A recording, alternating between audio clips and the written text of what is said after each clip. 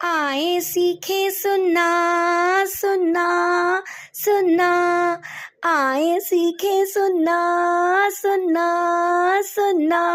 मेहमान नवाजी और दावत की सुन्ना पे हमें चलना है।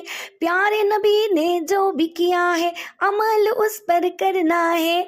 आए सीखे सुनना सुनना सुनना, आए सीखे सुनना सुनना सुनना। दावत घर जो कोई भी दे कबूल करना सुनना है। मेहमान की खिदमत और खातिर तवाज़ो करना सुनना है। खुशी से मिलने जाए जाए है जाए, मिल बैठ कर खाए खाए खाए। मेहमान भी खुश दिली से मिले, यही तो प्यारी सुनना सुनना सुनना। आए सीखे सुनना सुनना सुनना, आए सीखे सुनना सुनना सुनना।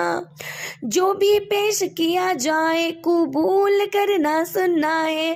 खाने में नक्स ना निकाले, यही तो सुनना है। मेज़बान की तारीफ करे तारीफ करे तारीफ करे, उसको दिल से दुआएं दे दुआएं दे दुआएं दे।